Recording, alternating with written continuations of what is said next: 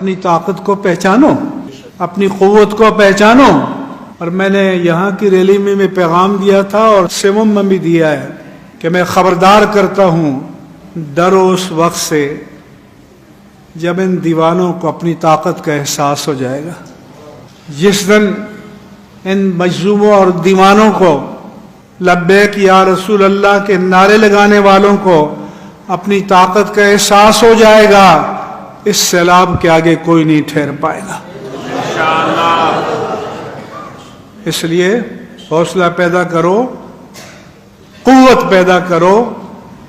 کوئی مشکل وقت آئے تو فریادیں نہیں کیا کرو. کوئی جیل سے آپ نے خادم حسین کی فریاد سنی ہے؟ بولو، زور سے بولو. تو حوصلہ پیدا کرو. وہ تو معذور شخص تھا، لیکن اس نے اپنی معذوری کو قوت میں ڈھال لیا.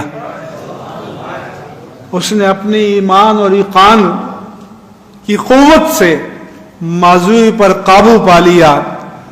اور میں کہتا ہوں کہ لاکھوں قدموں اپنی صحت مند ٹانگوں پر چلنے والے، کروڑوں چلنے والے اس معذور پر قربان ہو جائیں.